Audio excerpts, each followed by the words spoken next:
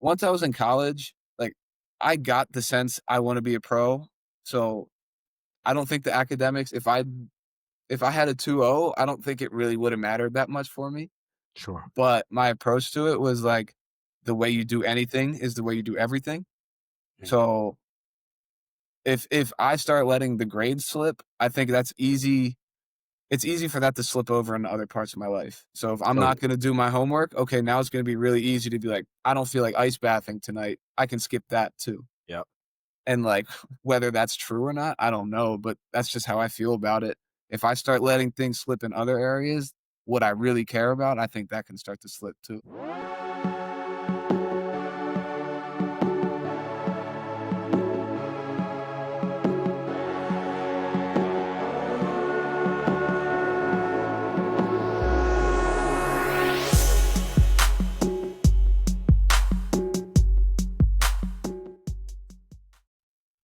All right. Welcome back to the 1% Better Podcast. Today we have on a very special guest, someone that I have admired from a distance for a long time now, Justin Jaworski.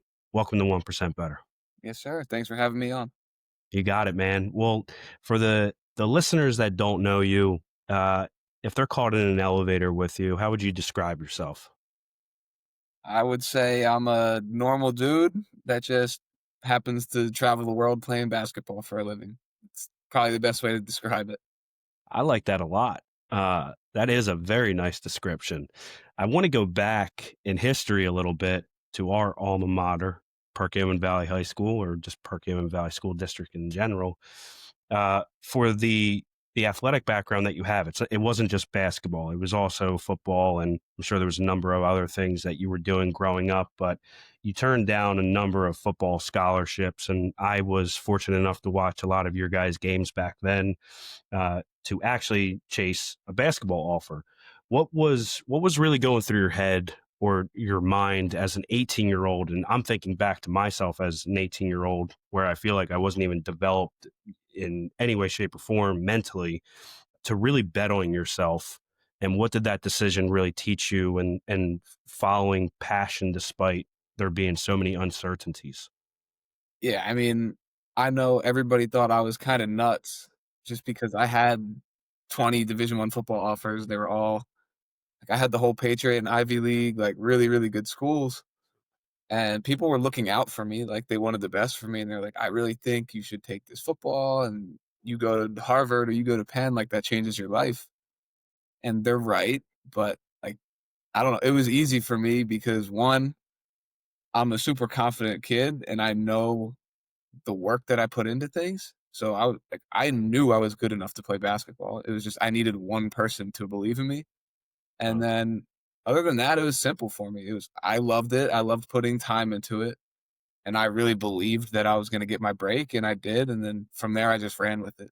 But mm. for me, it was super simple. For everybody else, they probably thought it was just an awful decision, but I had good people that supported me with it, and I'd say it's worked out from there. I was about to say, I think it worked out in your favor quite a bit.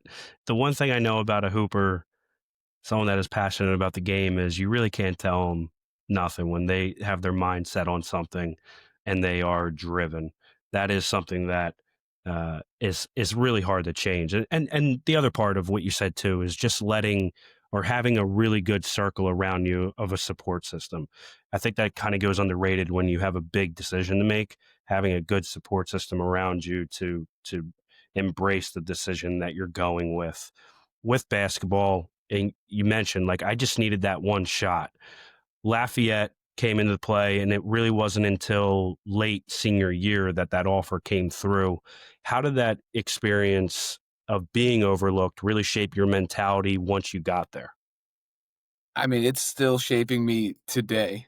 Like, Mm, I mean, I obviously wanna prove myself right, and I wanna enjoy my career and all these great things, but I would be 100% lying if I didn't say a lot of my motivation comes from I want to prove all these people that gave excuse after excuse as to why I'm not good enough to play for them. I mm, wanna show how dumb they looked, and, like, I mm. wanna stick it to them as much as I can, every opportunity I can. And, like, my favorite thing is when we used to play other Patriot League teams, I went to their elite camp, I took visits, and their coaches would be like, "We messed up. I was wrong." And, Mm. like, that's one of my favorite things in the world, so, like, yes, it shaped me while I was on campus, but I'm about to turn 26 in my 5th year of pro basketball, and it's the same exact mentality for me.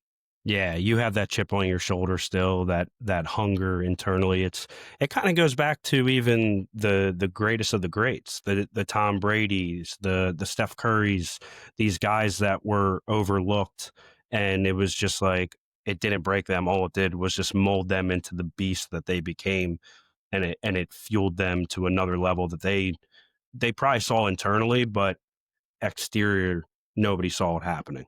No, for sure, and, like, I'm very intrinsically motivated. Like, I Mm, love what I do, and I've always put a lot of time into it, but when I get that extra push and these people give me motivation, like, I absolutely look for things that are gonna give me that extra little bump. Like, when I was watching The Last Dance during COVID, I felt that was the first time in my life I felt justified with what my mindset was, because I've mm, always done things like that, and my wife makes fun of me because she's like, "You make things up to get yourself going."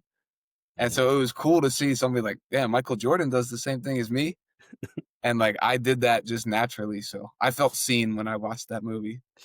Man, I can't tell you how many times I've watched Last Dance. My brother and I literally quote that documentary like it's a movie. It was so pivotal for obviously yourself, but even other people, like you said, that mindset, because there really wasn't many documentaries or anybody talking in MJ's lens about things until that came out, of how he looks at the world and how he creates these scenarios for himself. And obviously now which become has become a meme, taking stuff personal. No, for sure, it's so funny, like, that's my career in a nutshell, I feel like. Like, Yeah. every time I find a matchup, I feel like I try to make it personal and find something to motivate me, and usually it's pretty easy. Like, I've been Mm, overlooked my entire life. I'm going through it right now as I've led 2 leagues in a row in scoring, and I'm still hearing the same things. "Well, I don't know if he's big enough. I don't know if he's athletic enough to get this offer." mm. So, like, it's kind of the same song and dance for me, but it pushes me and it motivates me. If anything, it's just fuel to the fire. And I wanted to ask you too, what came first as far as a love or passion or even both? Was it football or basketball? I mean, I was like the kid, I wanted to be a pro in whatever season it was. So, like, Mm, I wanted to be a baseball player, I wanted to be a football player, and then probably around middle school-ish, I stopped playing baseball. I knew that wasn't for me anymore, and I knew it was basketball, and I never told anybody probably until, like, junior, senior year of high school, mm, but I knew it was because I knew I loved putting in time. Like, I used to shoot before school, I used to shoot after school.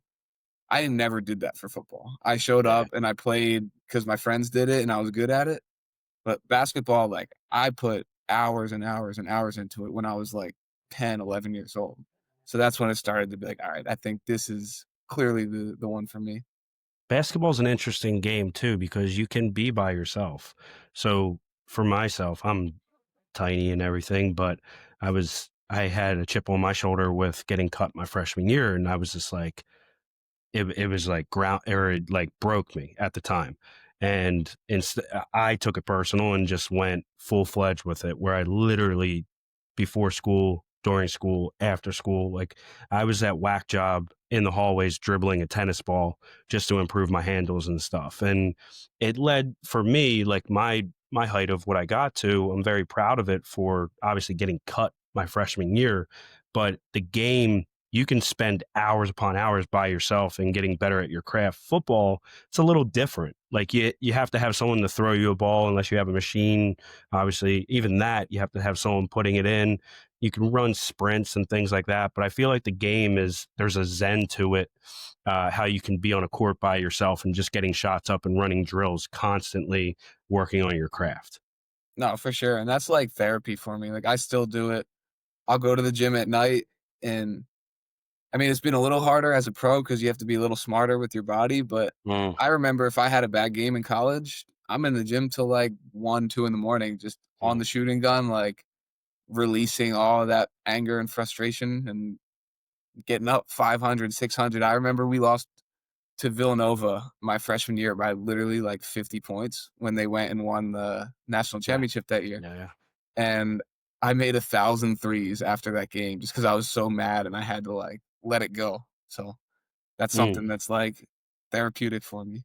All right. So I got to talk jumpers with you real quick because I had a broken jumper, and anybody that's listening to this remembers my arms used to cross when I would shoot, and I became a maniac with getting my jumper as pure as it could possibly get. And I had people that I looked to and that I tried to emulate at the time. For me, it was JJ, the other JJ, coming out of college at Duke and then going pro.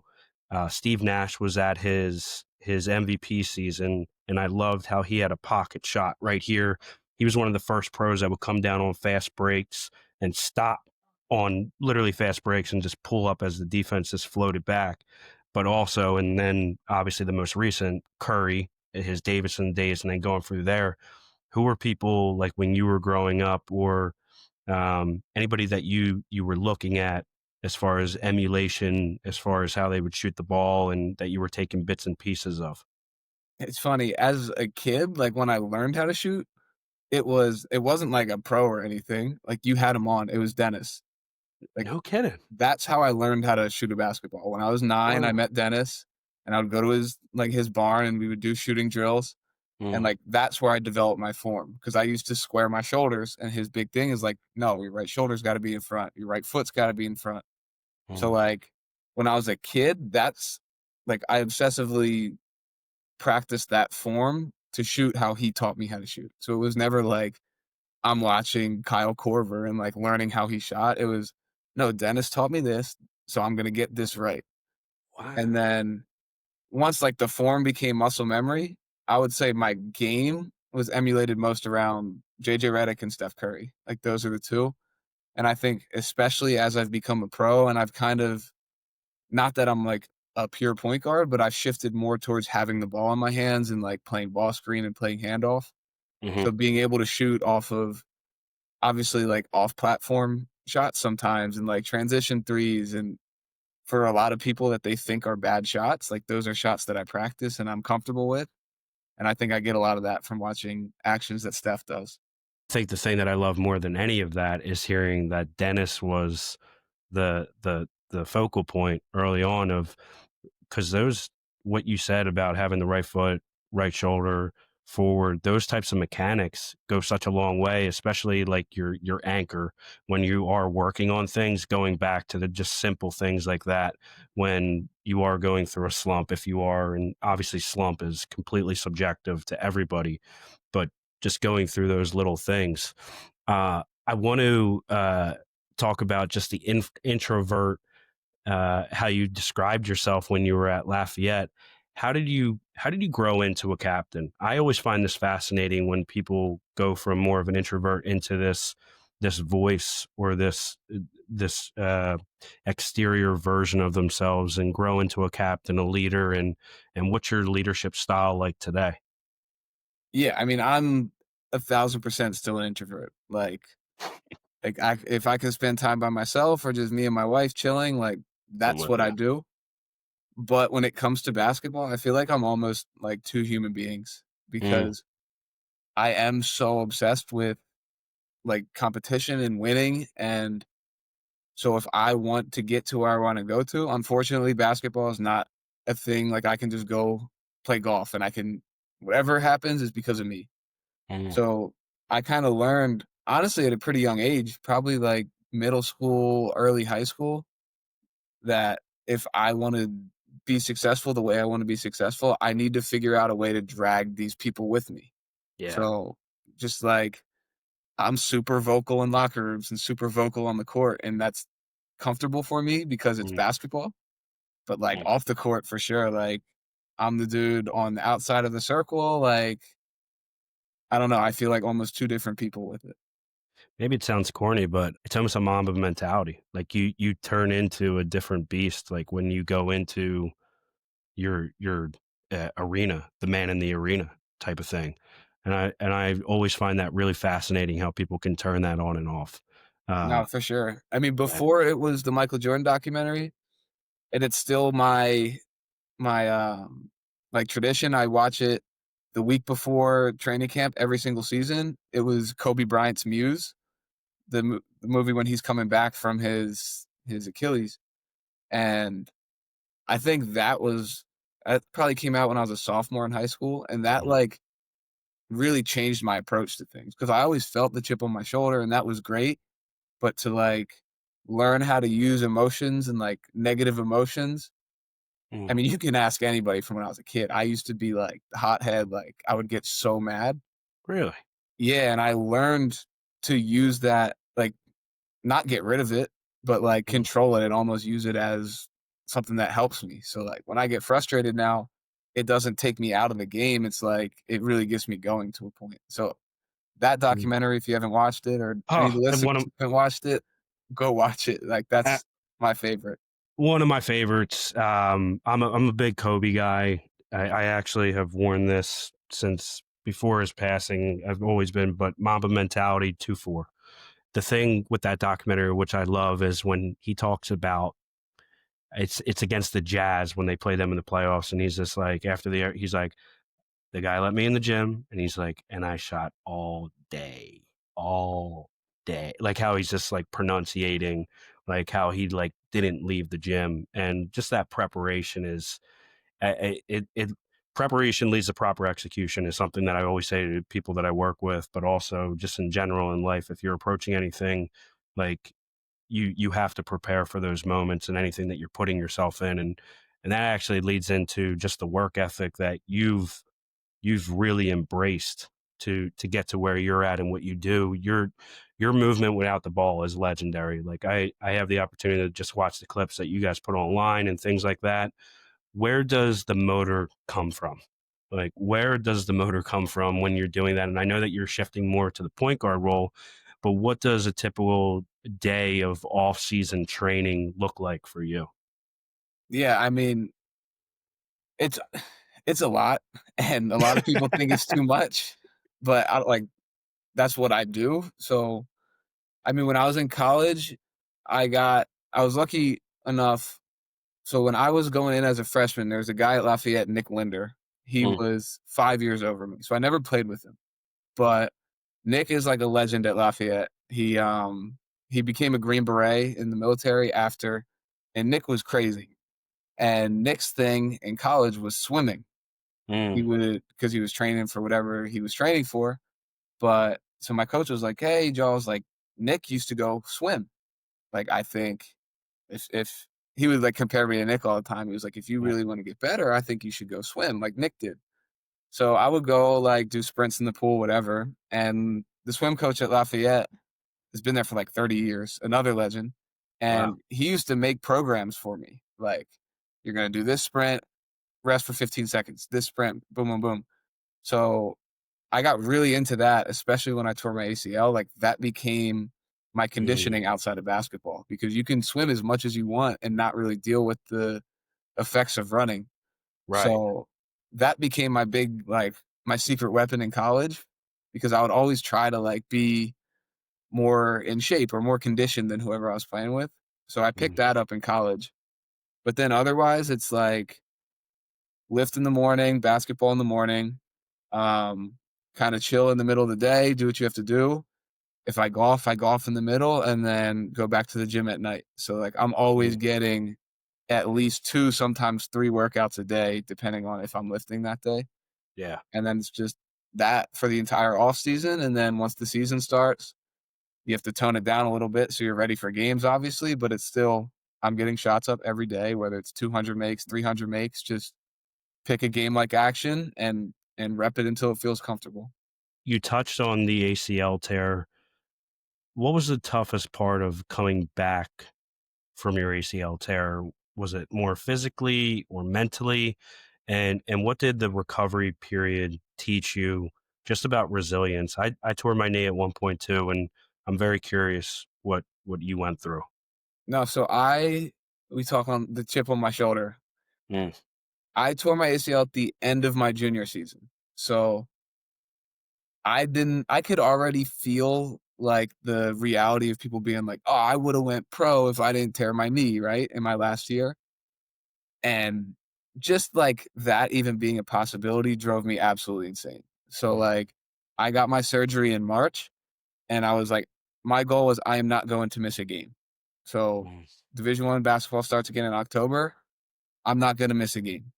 And so like I all the way from the beginning of the process, like I turned down things like a nerve block on the mhm, surgery because if you get a nerve block, they said it might extend your recovery time like 2 or 3 weeks because your muscles are relaxed. So I said, all right, I mm. don't want the nerve block. And that was awful, like the worst pain. But like I was committed to that. And it's just the rehab I for sure became a better player after just because now I'm really taking serious my weightlifting and my conditioning and my preparation, like stretching and ice bath every single day. Like that's my thing now. Not Mm, so much in the off season, but during the season, I stretch, I ice bath after every single practice, no matter what. So mm. like that taught me that preparation. And then I was cleared in like 5.5 months. I was back doing full training. I was doing full training on the court again in like August, but like I was full practice in October. And then luckily it was COVID. So we didn't Yeah. start that season until January. So by January, it felt like I wasn't even injured anymore. It was just like normal. What's the prep time look for you when it comes for ice baths, stretching? How much time do you put in doing that? Yeah. I mean, so the stretching, well, first it's roll out first after Mm, practice. Roll out stretch kind of depends on how my body feels. Sometimes it's 5 minutes, sometimes it's 20, just mm. to like depending on how I feel.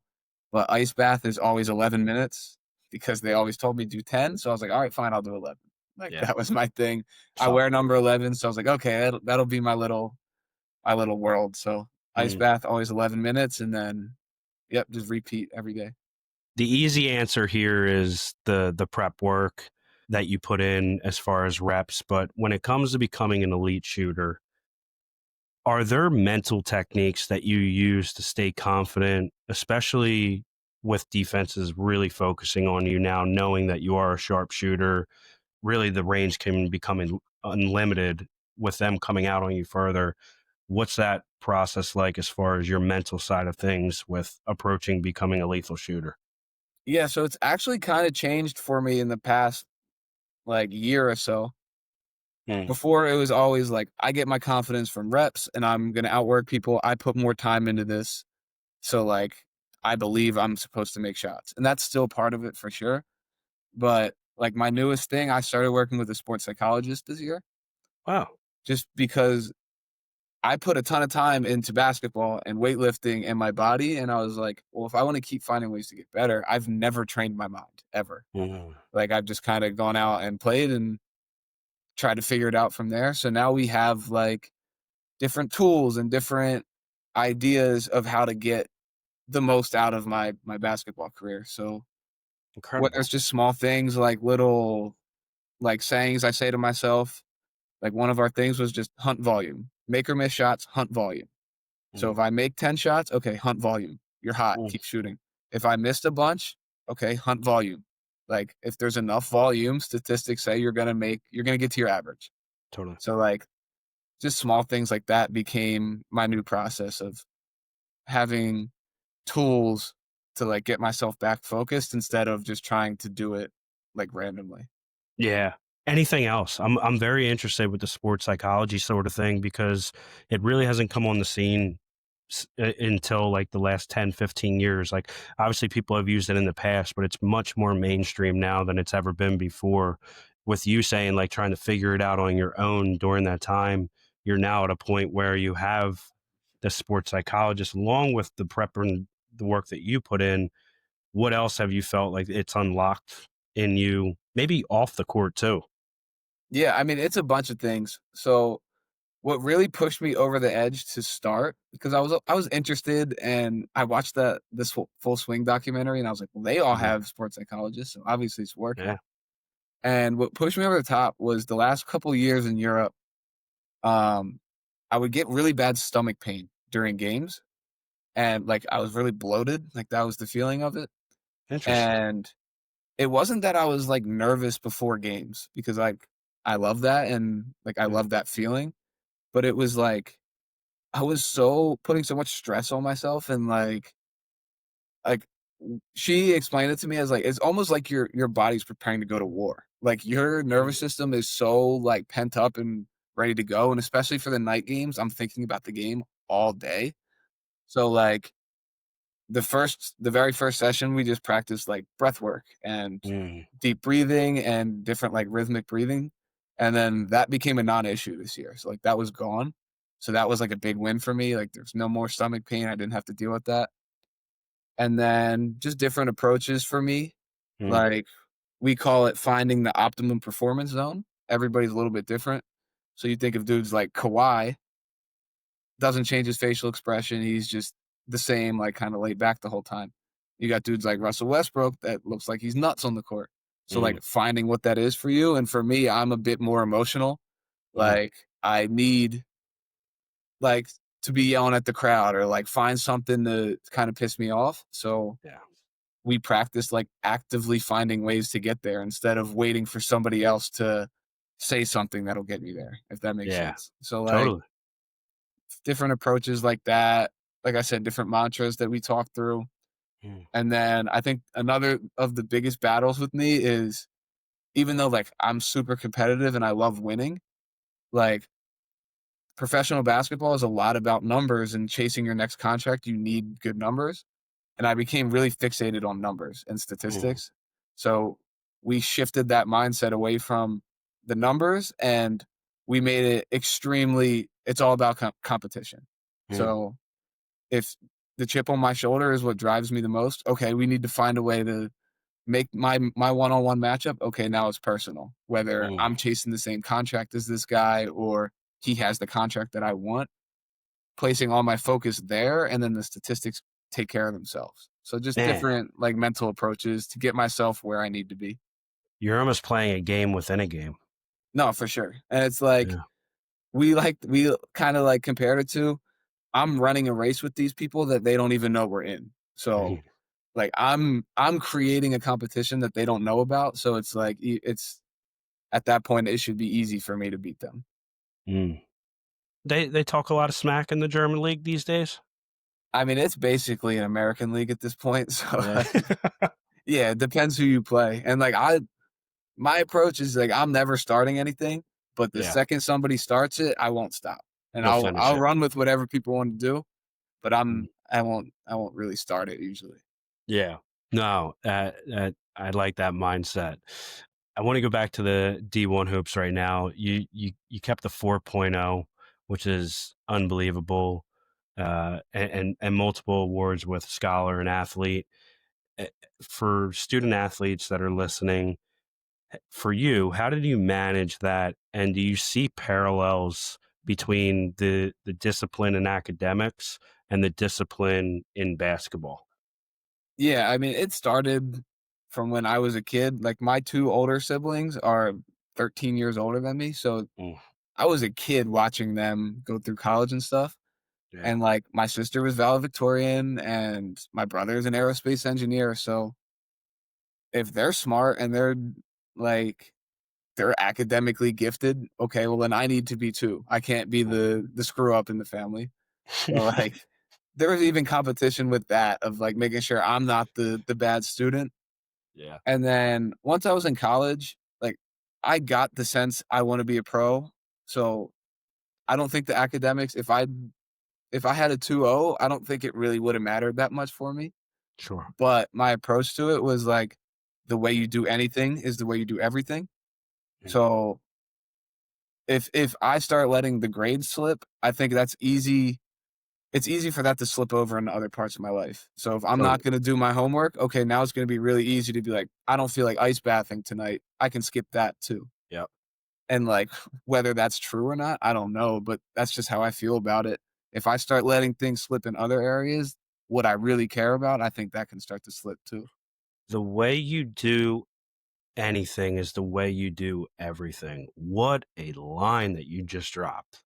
Yeah, that's it. I like to drop that at all the guest speaking stuff I do. I know Dennis says it at his camps all the time, like, that's Man, that's that something I really try to live by. yeah, that stuck out. I love hearing that. I think it's a great way to approach everything. It's almost like the making your bed in the morning type ritual, like how you start your day, your morning ritual in general, and how you, I mean, it compounds. It's a compound effect of how you approach your work, how you approach um, your anything, your relationships with people. It all compounds together. I think they're all interconnected. Having that mindset is super powerful when you approach your work and your career that way too. With the G League, I want to go to the G League for a little bit. What did bouncing around between G League teams and how you're handling uncertainty, because there is so much uncertainty there. I think as a young kid, everybody looks at being a professional like, oh, I want to be a pro athlete, but you don't think about the contracts. You don't think about the stats when you're coming up. You don't think about those uncertainty days. And do you have just a favorite memory or lesson from that grind going through that time? Yeah, so the G League taught me how to be a pro. Like, I was not ready to be a pro yet, and, like, luckily, I had a great coaching staff in the G League that, like, they actually cared about you as a person in Oklahoma City, and Mm, I don't think that's normal in the G League, mm, because I remember when I got there, like, I did training camp with the Thunder and played really well at training camp, and I had done summer league with the Hawks and did really well in summer league. So my mindset was like, "Okay, I'm gonna go to OKC Blue G League. I'm gonna kill. I'm gonna start. I'm gonna play 30 minutes. I'm gonna average 20, and it's gonna be easy." mm. And the G League is a different world. It's like you don't even know who's gonna be on the team day to day. Wow. So we used to have assignment players because the Thunder at that point were like actively tanking. Mm, So they would send 3, 4 guys down sometimes, and it's like, "Sorry, Justin, we have Teo Maladon and Trey Mann. They're both guards. You're not gonna play today." wow. So my first like 2 months, I damn near didn't play. Like I would get like 5 minutes here and there. And I remember the coach like pulled me aside and he was like, "Yo, I can tell you're mad." And he was like, "You're too good of a person to show me that." He was like, "You Mm, need to play the game a little bit because whether or not you are mad or not, you can't show that because now that's like placing too much value on myself over the team." So he's like, mm, "Even if you feel that way, you can't show it." So, like, that became a game for me to play, like, I can't even though I've 100% felt it, I was like, "I'm better than these dudes, I should be playing," but I wasn't, and to, like, just stay ready for my opportunity instead of, like, just being mad and saying, like, "Ah, poor me, I should be playing," whatever. mm, So, like, that was the first half of my year just learning that, and then the second half, I finally got my opportunity, mm. and I started to play well, and, like, by the end of the season, I started my last 2 games, I played 35 minutes. It's like I was pretty proud of that progression of I don't think I became a better player from October to March, but my approach got so much better, and then once I got my opportunity, I was ready because they Mm. helped me stay ready instead of just, like, kinda letting me sulk and do my thing.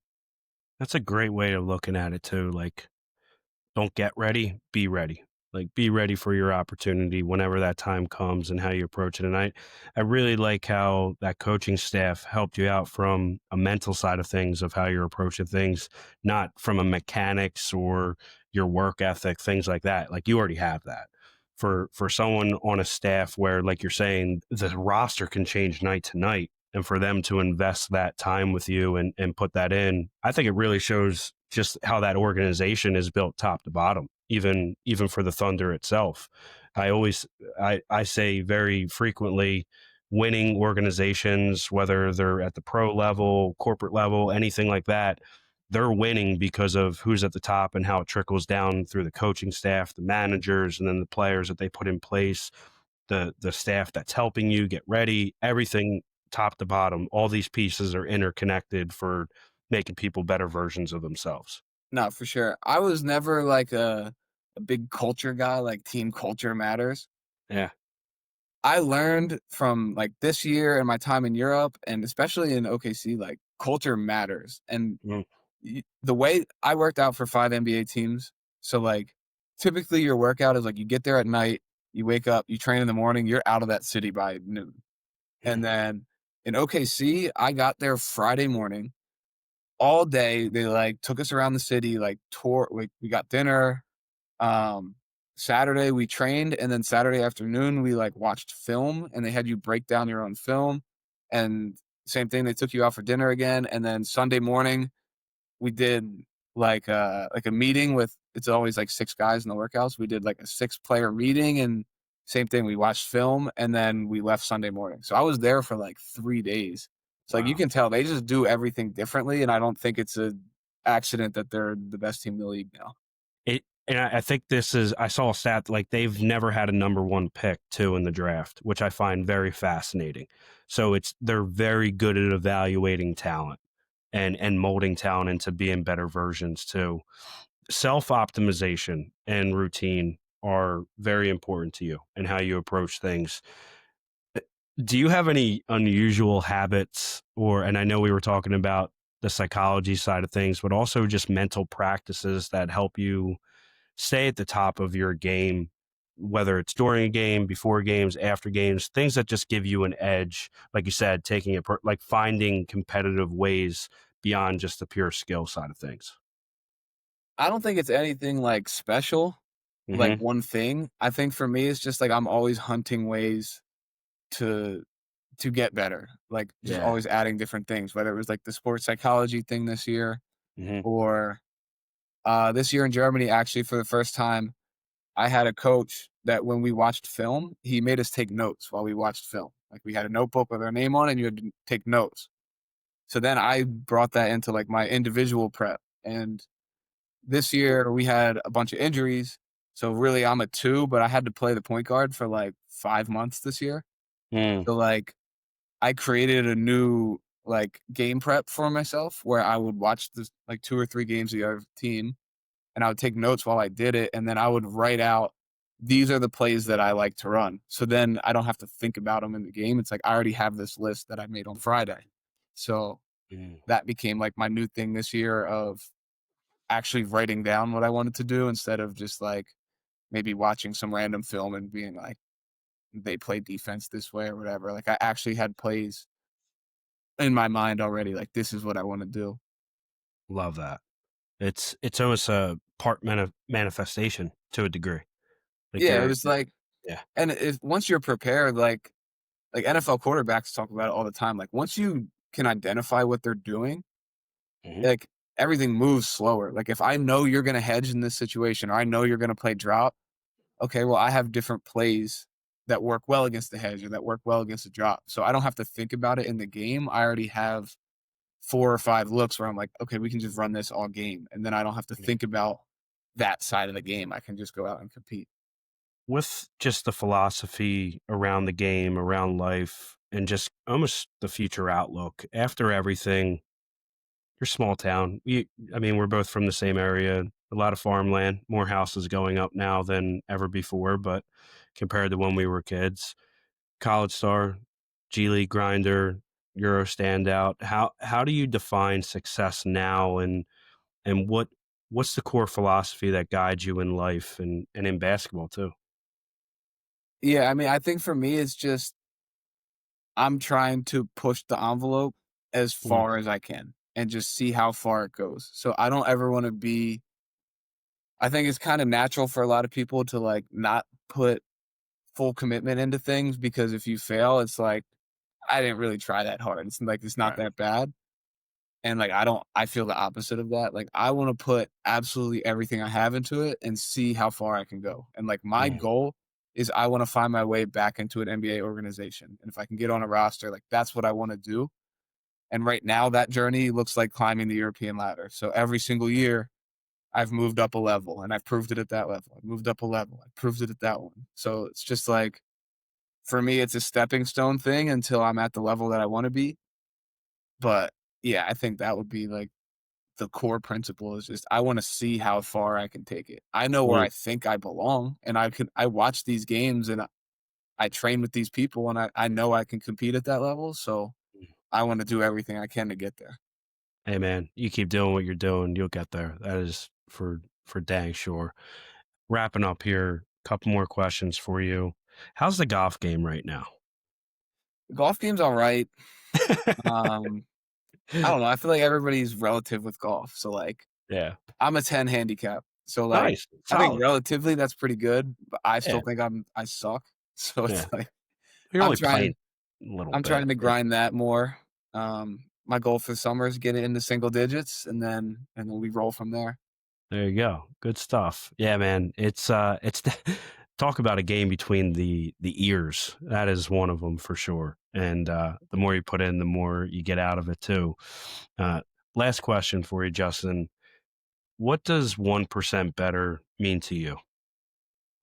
Yeah, I think we've talked about it pretty much the Mm, whole time. It's just mm, like finding something yeah. to just get a little bit better every day. And if it can be a new thing, then great. If it's you have your routine, like Mm, sticking to your routine and like I don't know, my whole thing is I'm never going to brag about being like the best player or the most talented because that's just a lie. But mm, I will always brag about being the most committed and working the hardest. Like that's something I can control. And yeah. I think that's what it is for me. It's just like committing to outworking everybody around me. Love that, man. It's been an absolute pleasure talking to you. I like I said, I've been watching from afar for a long time, and there's a lot of people very that do the same and are very proud of the work that you do, and obviously that you help in the community when you're back home with the camps. And there's a Justin Jaworski sitting in that crowd watching you shoot right now and doing the same thing that Dennis Stanton did for you and multiple other people. So I tip my hat just the serving that you do both on and off the court. No, I appreciate that. That's important for me because, like, if I don't meet Dennis, I mean, maybe somebody else teaches me, but I don't learn how to approach working out. Like, I never Yeah. knew how to do it until he, like, molded that for me. And, like, something he always says when I come guest speak at his camps is like, I show this workout to 3,000 kids every summer. Mm, There's going to be like two or three of you that actually do it every day and it works. So, like, that's kind of the same thing for me. Like, I'm going to show you exactly what I've done and like share my approach to things. If they want to run with it, it works and great. But if not, like, I can't really help that. But I want to be at least like a resource for people, or maybe it does shape them. you can lead a horse to the water, but you can't make them drink. There's more information than ever online just with YouTube or anything that you want to learn. You can learn anything you want, teach yourself, whatever the case. But if you don't have the passion, the drive, and the commitment to do it yourself, it's never going to happen. No, So, for sure. And everybody's trying to find like the quick fix or like the hack, and I just and don't see, really believe in that. It's just a bunch of simple things that I do over and over and over again that like might be boring for some people, but I love doing it, so it works for me. yeah, we're in that instant gratification world right now where that's not the case. Play the long game. And obviously, you're doing that. Last question that I had for you is where can people follow along your journey with everything going on? I know that you're on Instagram. That's where I catch a lot of the highlights and things like that. But is there anywhere else that people can follow along? Yeah, I mean, Instagram is probably the easiest to catch all the highlights and stuff. If you're into the training aspect of things, you can follow TBB basketball on Instagram. Cool. That's my trainer, Seth. He posts stuff all the time, whether it's not just me or like all of his other pros that he trains. Hmm. And then it's not public yet. I can't say which team, but I'll be playing in Spain again this summer or this basketball season. So if you're into that, you can go download some Spanish basketball on your phone and watch that. Super high level, but See. I think a lot of people don't know that, but I think you can see a lot of good basketball watching the Spanish league. Absolutely. I won't have, even though I took 4 years of Spanish in high school, I will have no idea what they're saying, but I will still follow along. I'm the same way. I've lived there. I tried in Spain, and then I moved to Italy, and then I moved to Germany, and now I'm going back to Spain, and I was like, I'm not trying with these languages anymore. Everybody Yeah. speaks English. I'll rock with that. Yeah, man. Well, Justin, thanks again, buddy. I wish you continued success. Keep doing what you're doing, keep inspiring others. And we'll have to have you on when you're home next time, next season, and we'll talk more hoops and how the journey's been going along. Yeah, sounds good. Well, every step of the journey, we can recap it. Deal. Love it. All right, everybody. Thank you for tuning in to another episode of 1% Better, and we'll catch you on the next episode. Take care.